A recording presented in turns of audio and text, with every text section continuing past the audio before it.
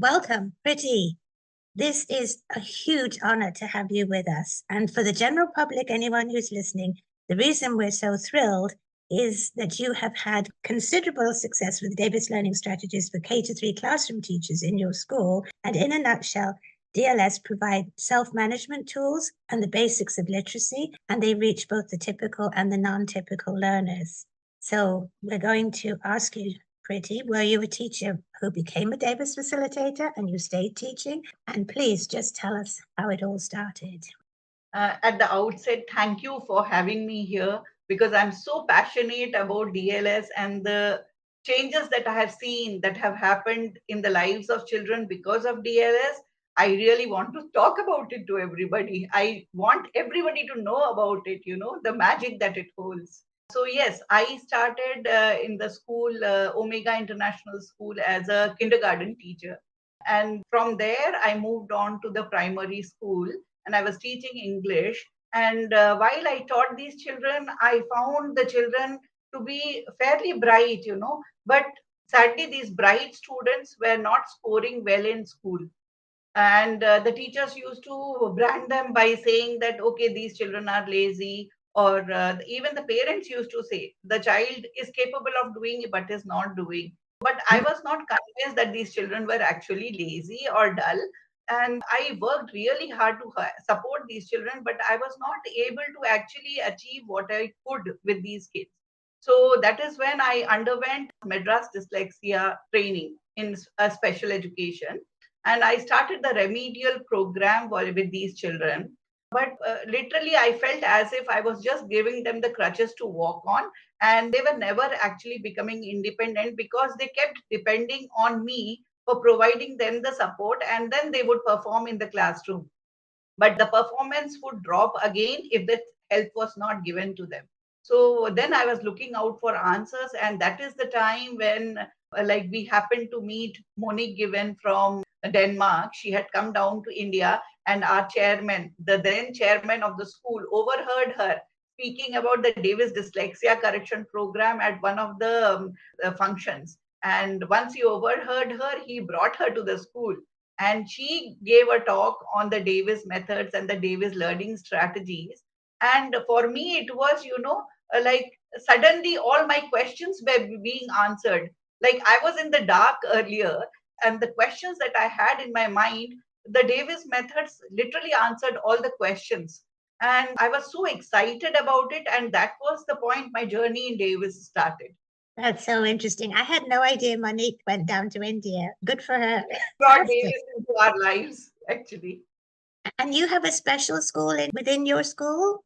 Yes. So actually, we started initially with the Davis learning strategies within the school. 12 of us got trained by Well, Moni. Yes, that was the first group of people who got trained in Davis learning strategies. And we also started simultaneously training in the gift of dyslexia. Robin Temple had come down to our school. So we had gift of dyslexia training for all these 12 facilitators.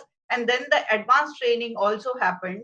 But then they felt that it was too much for the people because Davis is something which is so simple. At the same time, you need to really understand really lies within it. Within that simplicity, there is so much within it. So unless you connect to it and you understand it and you have the passion to take it forward, it actually does not work out. It dilutes. So then Robin Temple and Monique, they suggested that I go to Denmark and continue my training, further training in as a Davis facilitator. So the school suggested that myself and Nirupama Krishnan, the two of us, we went down to Denmark and we stayed there and we completed our facilitators training. whoa. How long did you stay in Denmark? We stayed there for a month or so. Yeah. Oh, fantastic. I didn't realize. And I love Robin Temple. He was my trainer too. Yes, yes. Such a wonderful human being. So Hmm. literally most of the time we were in Monique's place. That's fantastic. So then you were a facilitator, but then you went back to the school to work with the children one on one. Yes, I worked with the children one on one, but then, it is very limited scope that you can reach out only to one child at a time. But Davis learning strategies, you are able to reach out to so many children. And so that is why what I suggested to the school management was that why don't we start a section where we have only like model classroom where we can practice a Davis learning strategy so that it works out, it reaches more number of children and we are able to reach out to them. There was a little bit of reluctance, and then I suggested that the teachers are having a lot of difficulties with children that are lagging behind, or they feel that there are behavioral issues in the class and they can't manage those kids. We said, give those kids to us, we will manage those children, and if you want you can test them so that you can check whether they are progressing or not. So you have nothing to lose. The parents also signed up on that. And we started the Indigo section with all those kids that had at least 2 to 3 years of academic backlogs, who could not read. Their reading and writing skills were at least 2 to 3 years gap was there. And they had also conceptual gaps. So we moved these children into the Indigo section, and we started the Indigo section from grade 1 to grade 7. So were you just using the correction methods at that stage? You hadn't got into DLS? No, we use DLS. Oh, I We see. use Oh, DLS in Indigo. Yes, we use DLS in Indigo. And apart from that, whatever the regular curriculum of the school was there, we followed the regular curriculum, but using the Davis methods. So DLS was used as a method like for word mastery and definition mastery, and the focusing tools were used. So we were able to reach out to a larger group of students within the classroom, and that show brought about a lot of change in the children. Like just using the focusing tools, we found that the behavioral issues came down and the children were able to focus better, and the learning also improved, and children were very happy because there was no bullying, because all the children that were grouped into the Indigo sections, each child knew that the other child has a problem, and only there is a difference in the kind of problems that they have. So there was a lot of empathy and understanding among the children, and the whole setup was very beautiful. The energy that was created in the environment was very supportive in nature.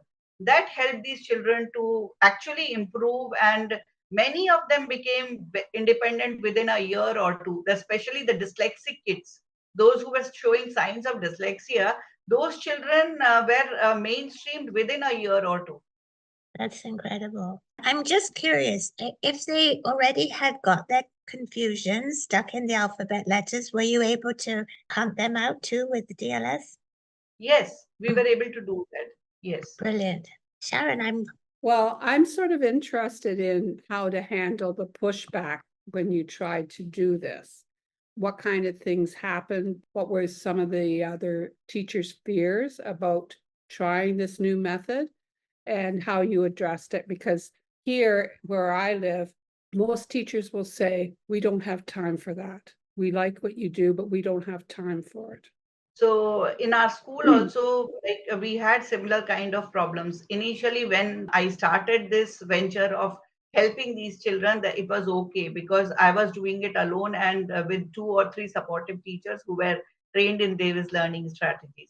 So they were okay with that. But then as we found the results and the management was happy about it and we wanted to spread DLS to other classrooms, then the resistance started happening, where they started saying that we don't have the time to do this, and the children already know their alphabet. Why should we waste our time into playing them all and doing all these things? It's a waste of time. All those things, the resistance was there. But that was the reason that we stuck to having more and more children that faced difficulties into Indigo classrooms. And we started with that, and then we motivated them by saying that at least if you can't do the claying work, at least do the focusing tools. Start with the focusing tools. Many of the teachers were motivated and they started with the focusing tools, and they could find the difference in the classrooms. Classes in which they were using the focusing tools, the behavioral issues were way less, and they were very happy about it. And when they spoke about that in the meetings, it helped, because the others that were not using were a little more curious about knowing how this is working out in the other classes and how it has impacted those classes. So that sense of, okay, why don't I try it out, that was there. But in spite of that, yes, we had difficulties and we still do. It's not that I would not say that in the whole of the school, all the classrooms are following it. That is not happening. But in Indigo, yes, we have it in Indigo. But it's a huge school. So we have close to 6,000 students in our school. So we can't claim that in the whole school it's being followed. And there are several units. Like we have different units in the school. So it's being done to a large extent, but it is very much teacher centric. Like when the teachers buy in and they really want to do it, they do it. Now, I've understood that you have children coming from other schools now because your Indigo children have moved on to the main school. And do you get any interest from other schools in your area or who've heard about you? Yes, every year I'm doing actually 2 Davis Learning Strategies workshops Oh, every wow. year. Yes. So, and each workshop has close to 28 to 30 participants. That's Yeah. incredible, Priti. You trained to be a presenter, I'm guessing, right? Yes, Yeah, yes. magic. Yeah. So I started presenting from 2018, and since then I have been conducting 2 to 3 workshops every year.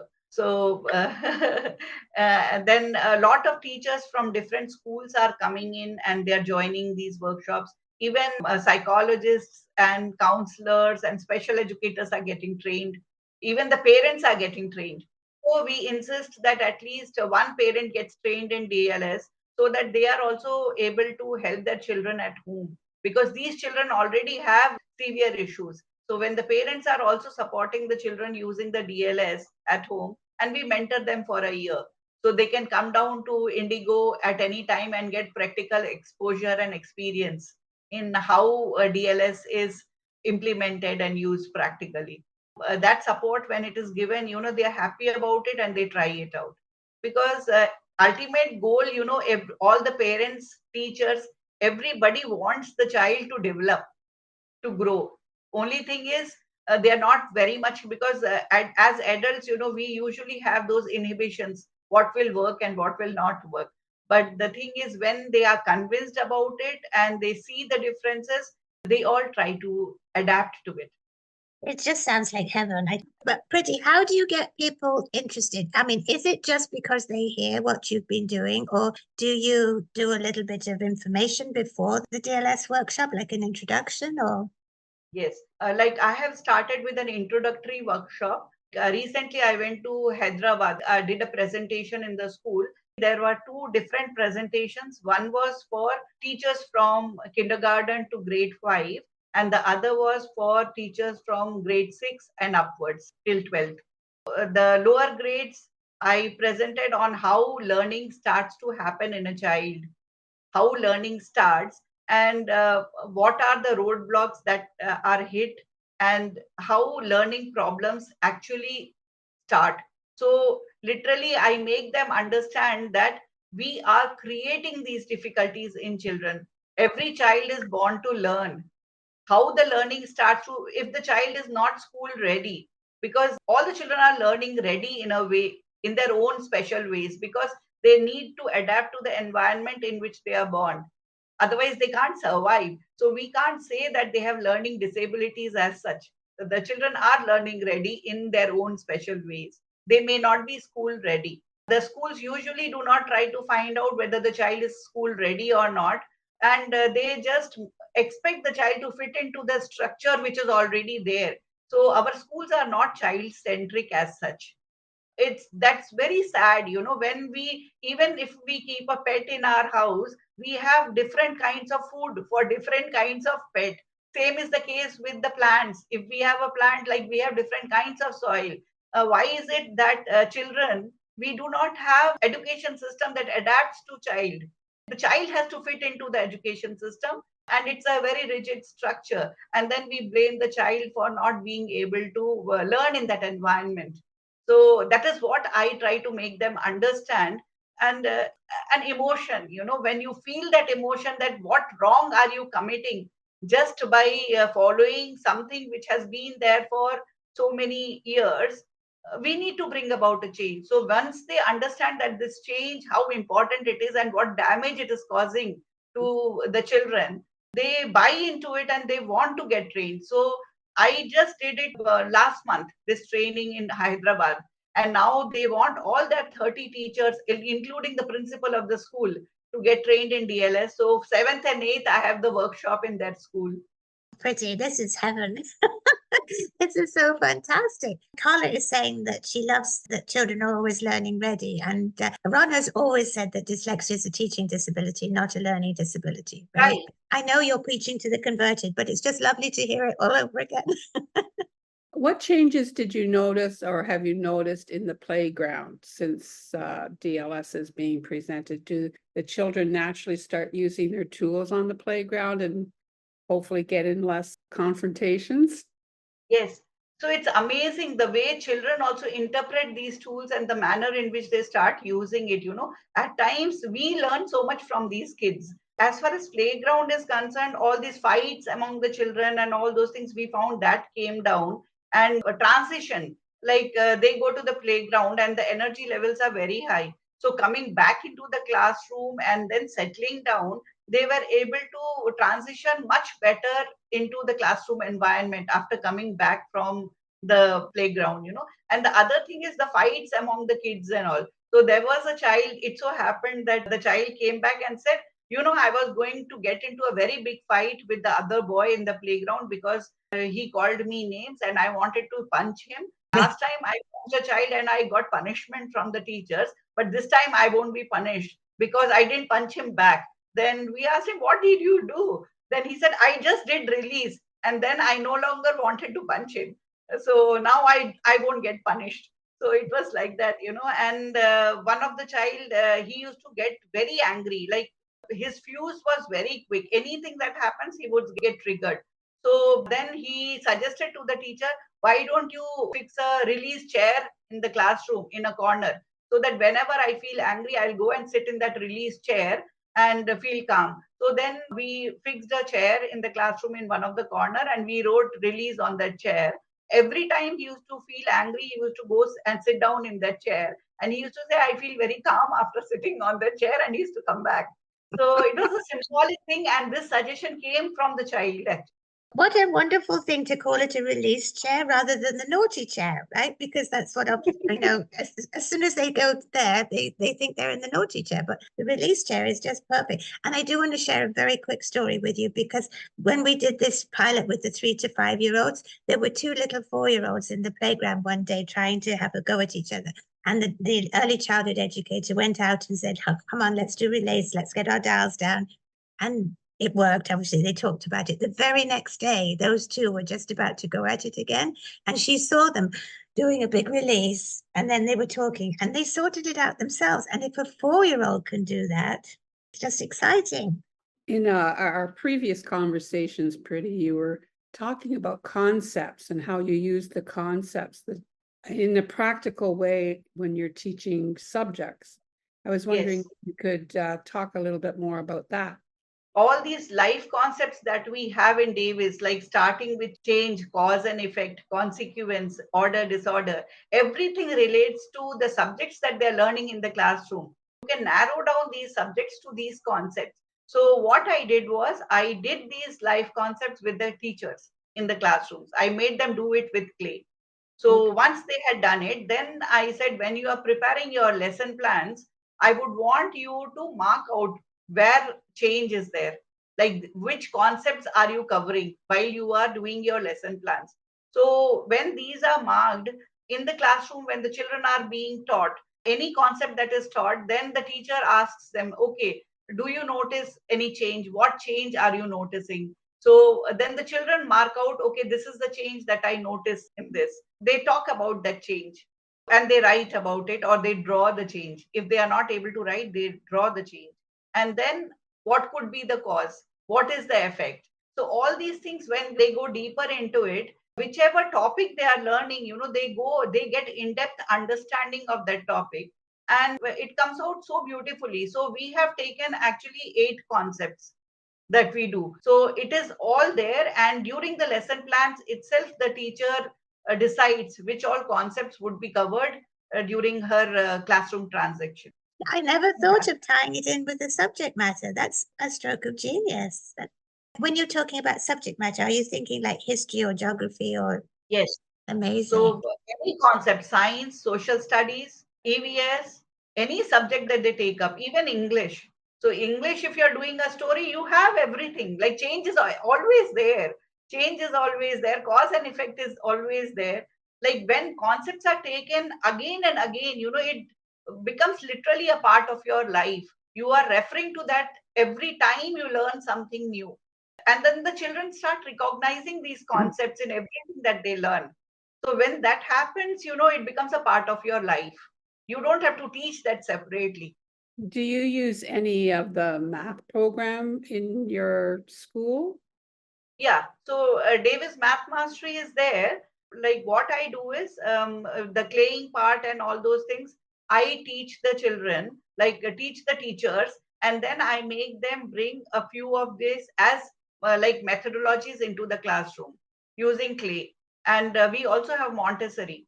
So in Montessori also we like lot of similarity is there when like with clay balls that we make in Math Mastery. Similarly, in Montessori, they use beads. So when you correlate like 2, 3 different methodologies are there, when it is put together, it works out beautifully. So Davis Math Mastery is also used in the classrooms. I think I remember in our previous conversation that you were talking about some of the children with autism were really responding well to the DLS. So yeah, and like we have a lot of children with autism that come in, and at times the parents say that the child is dyslexic, but when we see the child, we find traces of autism in that child as well. So you can't just say that, okay, my child is purely dyslexic or purely autistic. It's not like that anymore. And with autism, we had no expertise in dealing with autism. We didn't know what to do with these kids. But what we found is when they are put into the same classroom and the focusing tools, like they don't follow your instructions, the autistic kids. But when the other children are doing it and the environment, the energy in the classroom changes, we found that slowly they start getting absorbed by that same energy and they calm down. Their socializing skills improve. So eye contact was not there in the children earlier. The eye contact improves. They start socializing. They start interacting. So these changes and their attention span also goes up. So these are the changes that we have noticed in the autistic children. And they are no longer scared of the sound, loud sounds. Otherwise, they used to get disturbed with that. But even that goes away in some time. That's impressive. Very impressive. I know you have standardized testing in India. Yes. So I would assume some of the children with more challenges would have to do it as well. And how did that fare? What we do is we do basic skills assessment tests for the children to find out what their strengths are and what are their weaknesses. Based on those tests, like suppose a child is very good at speaking out but has difficulty in writing. So what we do is during the assessment, we assess the child verbally. Let the child make presentations in the class. So the child is whatever may be the topic that is being taught, the child makes a presentation in the class and explains the concept, because the whole purpose of assessment is to understand whether the child has understood the concept or not. Okay, so if a child is able to make presentation and explain the concept, we understand that the child is capable of application of that concept. So the child knows, understands. That's how we assess during the assessments, using the strengths and the weaknesses. Slowly we work on them. If a child cannot write, he is assisted, like he can appear for assessment on the computer, he can type it out. If he can't type out, even they can use graphic organizers or pictures for representing their answer. So we give them different options based on their strength. Yes. And then I think you had mentioned also they were learning 2 other languages besides English as well. Yes. Yeah, which is amazing. So they are learning actually Hindi and Tamil. These are the 2 languages that our children learn. But we allow them to take exemptions if they find it very difficult. But usually in the beginning, the parents, they say that, okay, exempt my child. But the children start enjoying the classes so much. Then later on, the children insist that we want to attend these classes. They don't want to leave those classes. And then slowly they join in. They go at their own pace. We don't push them very hard in that, but they enjoy these language classes. Yeah. So the thing is, learning a language can become a burden when assessments are attached to it and there is a lot of pressure on the children. When that pressure is lifted and they start learning a language just for the joy of it, then you see that all those inhibitions go away and they really enjoy the class. So we do a lot of poems and stories and other things when it comes to Hindi and Tamil. So they enjoy the class. Could you clear something in my mind? So the indigo section was birth, and then all these other children that wouldn't qualify to go into indigo start getting Davis learning strategies at K level. Am I right to say that now through the years, you're not getting very many children from your own school into the indigo section, and you're getting them from other areas? Yes. Yes. So to me, that's pretty good proof that this works for everybody. Yeah, and I will just want to add one more thing for these languages that you asked. We use DLS even for those languages. Oh, wow. The beautiful part of it is the meaning is always the same. It's just the word that changes, right? Do you find that recently ADHD is on the increase? Do you notice that in India? Yes, it is on the increase. And even children becoming non-verbal. After the COVID, what I noticed is lot of children are coming with ADHD issues where because they were probably they spent a lot of their time on the mobile phones and the gadgets. And these children completely they are lost in their own world and they are non-verbal. So all these problems and hyperactivity. These things are very common in a lot of youngsters that are coming in now. Do you find that there's pressure from the other teachers in the school to encourage technology to solve the problems? Because teachers feel that if they have technology in the classrooms, their work becomes a little easier. But the thing is, rather than using technology to that extent, if we are able to connect better with the children using these DLS and hands-on experience, that works out much better. Because Yeah. already they are spending a lot of time on gadgets at home. So in the school also, if they do the same thing, because socializing is an integral part of the school. You don't get to socialize with the nuclear families like single families and the nuclear families. Where do they have time for socializing? So school is a wonderful place for collaborating and working together.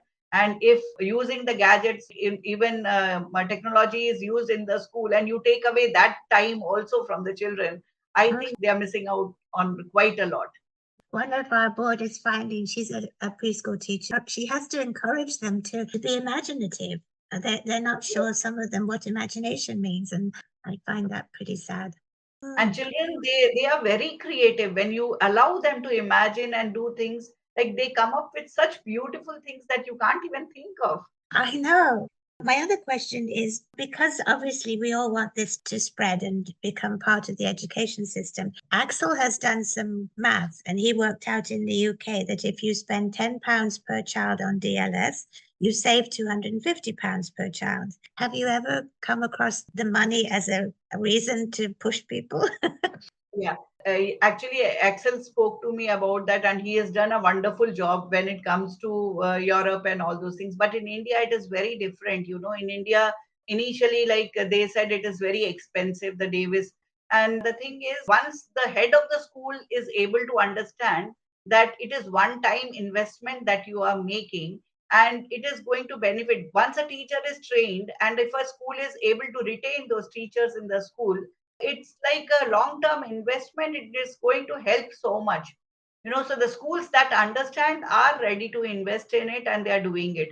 And a lot of parents are taking it up because obviously they want their child to do well. So when the parents also get convinced and they get trained in DLS, they are able to do it. And a lot of mothers have set up small tutorial centers in their homes. It becomes an additional employment for those mothers. Not only they help their own child, they are also able to help 4 5 other kids in the neighborhood. That's working out beautifully. That's very interesting. So you almost have sort of mini mentoring group. Yes, yes. So these mothers and those who are not employed elsewhere, I give them that option of coming and doing free internship in Indigo. So they come there and they work with the Indigo children, and that way they get trained in Davis learning strategies, and we give them a certificate of how many hours of internship they have done with us. Oh my goodness. You really got every base covered.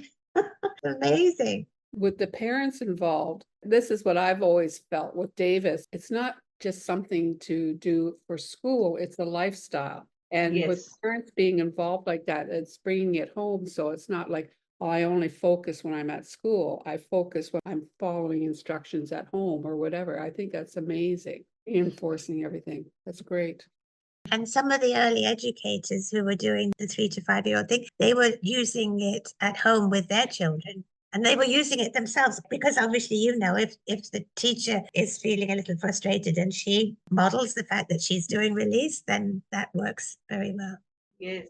Well, the children are very smart. At times they tell the teachers, you know, you need to do release or you need to set your dial. Love it. So tell us some stories, Priti. Yes, it's fascinating. Like the children, they come with such serious problems. And after going through this, when they start doing well, it's really overwhelming to see the kids. So there was one particular child who came in, and the parent actually told us that this child had been bullied in that previous school and did not want to go to school at all. And this girl, she literally went one day to her terrace and wanted to jump from there because she was so frustrated with life. She did not want to even live because it was very frustrating for her. And she said that if you send me to the school, I'm going to end my life. I don't want to go to a school. So the parent brought the child to Indigo, and then I spoke to the child. I said that, okay, you just join the school. If you don't feel like coming to school, then it is your decision. Here we don't force children. It is your decision. Your parent has brought you here. You just give us a child, like just experience how it is being in the school.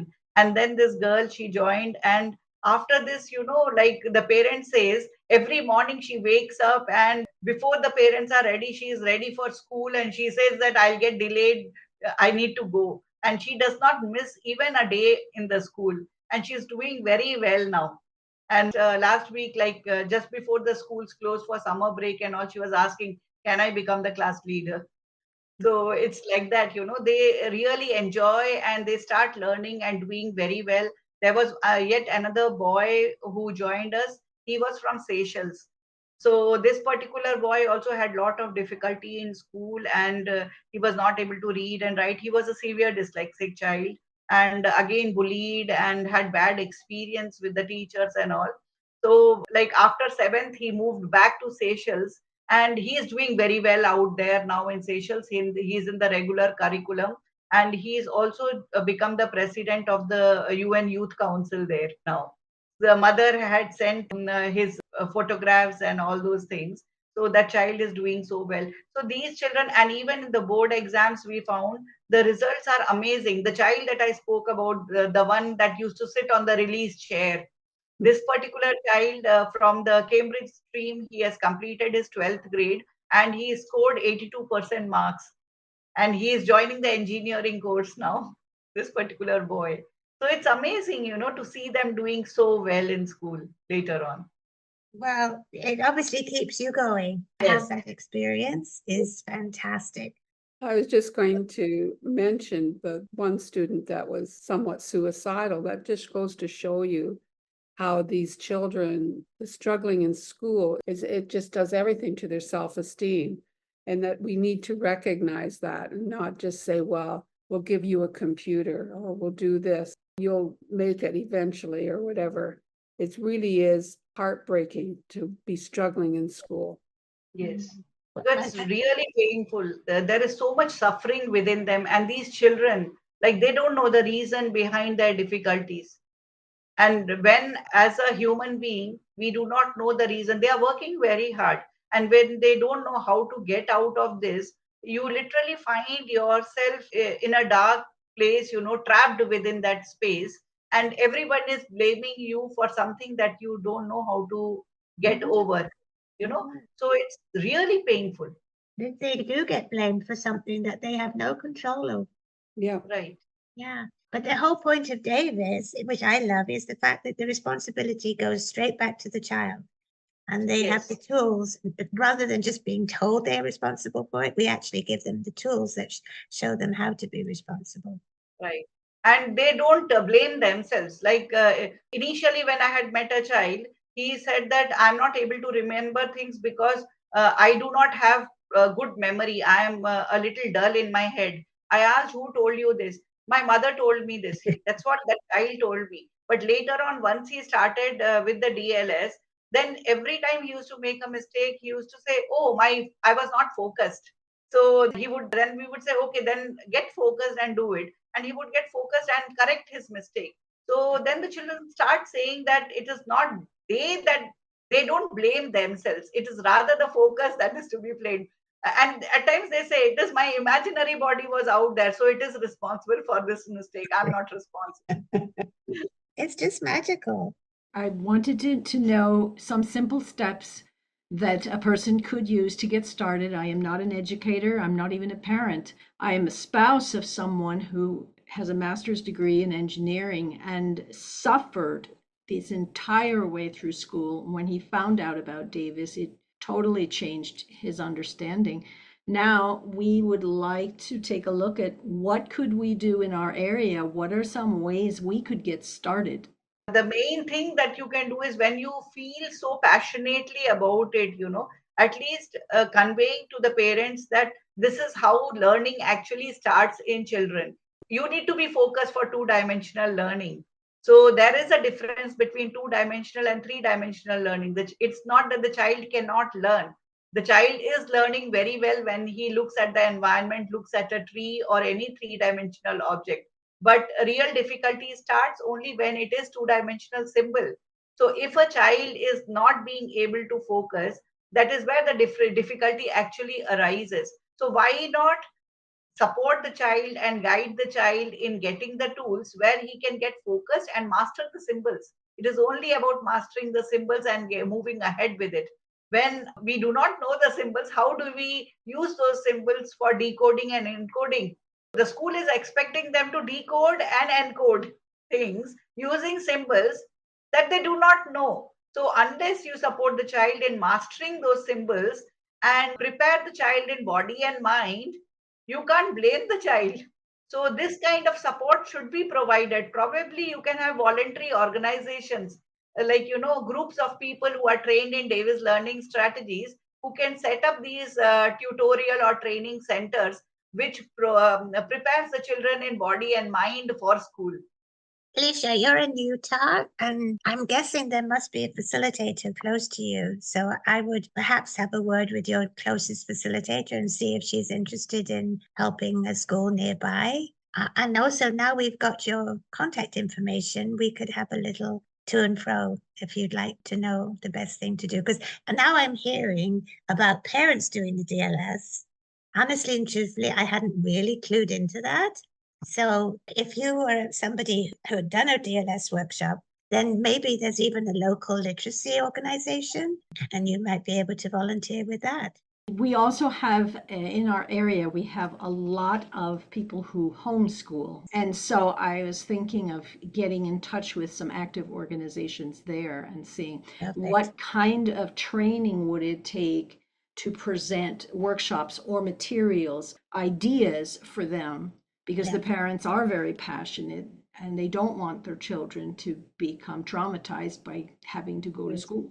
If you took a DLS workshop, you could perhaps create a little group of 6 or 7 or 8 children, and you could present all the tools and the strategies to them, and you could show their parents how to support them. So that would be a huge blessing in your area.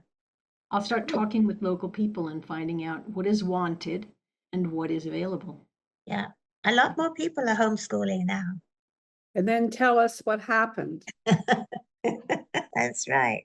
I think that's the whole message about this. I mean, if I could take a summary of this, and Priti, you tell me what I'm missing, but it sounds to me like it's about educating people, particularly those who work with the K to 5-year-olds, you do.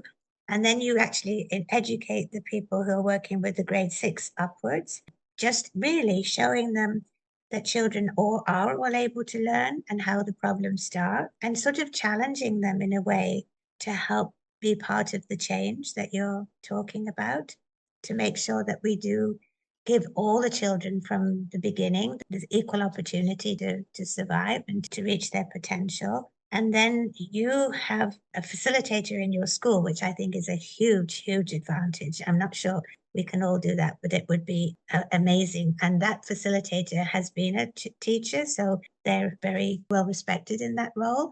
And then you encourage the parents, which is even better because then they can, I mean, parents are good at talking as well. They tell other parents, right? and then they can help support the children at home, and they can go into the school and support you. If we have the low cost workshop and you do it twice a year, that's absolutely fantastic. And I've got to tell Julie about the release chair. And Julie has a lot of games that she also uses with the little ones. You know that game Simon Says? She uses that one with the dial, all sorts of games she has to encourage the little ones, but they're all based on the self-management. And they all develop the children being able to say, oh, your dial's too high, or you took my focus away. Adults can't do that. And if we can prepare our children in that role, we've got it made, haven't we? How would you sum it up, Priti? What's your message to us? See, what I feel is I feel very strongly that we are all accountable for whatever the children are going through. It's not the children who should be blamed for the difficulties that they are having in school and the suffering. Every suffering that is caused to a child is all because of the adults in the environment who were not supportive enough, who did not understand the reason behind their difficulties. And we have just passed on the blame to innocent children, which is something which is very cruel. Actually, it's a crime that we are committing every day. And it is high time that we wake up as adults and do something about it. And Ron Davis has given us this gift. It's such an amazing gift that he has given us. And what more can we do than just try it out and help out these children rather than just being a part of this whole crime that is happening against these children. So it's really bad. That should stop. So I feel very bad, it's very painful when I see the suffering of these children. And that should not happen. I like the fact that you use the word crime, because I think it is criminal when we're accusing children of being learning disabled when we absolutely know they're not.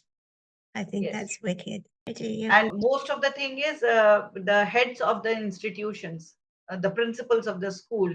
So if these people are educated about this and they buy into this concept and the theory and the understanding, probably it would percolate much better down to the teachers, and the implementation would be much better in schools. So heads of the institutions must be educated about it. Have you ever thought of trying to get to the teachers who teach the teachers? That's what. So the thing is, getting to them is difficult, but then once they understand, it works out well. So that's what I did last time, and I insisted that it should be the principal should get trained. So in this current training that I'm going to do in Hyderabad, the principal is attending the DLS training. She is getting trained, and next there is in our own school we have the Cambridge stream. So the whole of the Cambridge stream teachers and the principal is attending the workshop, the introductory workshop that I conduct. It is spreading, yes. That Yes. awareness is happening, yes. Priti, can somebody film you doing this? we need to tell everybody about this. Yes. We have to, because I have a small Facebook page in which I keep posting everything that we do in Indigo. That is the most that we can do, but whatever I am able to do from my end, I have been trying to do it. Like the more number of people that join in and start doing it, because especially what I feel is the people who have suffered and gone through it and understand the suffering of the children can actually take this word forward and spread it, because they have that emotion in them. And I'm sure there are many people who would understand once we are able to present it to them in a proper way. Well, Sharon is all ready to go to India and film a documentary for you. Yes, I want to. I would be so happy to have you all here. Okay, I just have to get some millionaire to fund me. That would be so cool. I just want to thank you from the bottom of our hearts. And Carla has just left a message to thank you so much for being able to join us at this ridiculous time. It's probably what, 5:30 in the morning for you now? Yes, We yes, started yes. at 4:30 your time in the morning. So we couldn't be more grateful for you, for what you've done, for what you're doing and what you're about to do. And we just want to keep in touch with you. And thank you, thank you, Thank thank you. you. Thank you very much for having me here. And if with this interview that we have done, if things can spread, I am all in, whatever support I can give and whatever contribution I can make in this, I would really want to do it because I feel so passionately about it. Yes. Thank you for having me here. Yes. Oh, our pleasure, 100%. Thank you.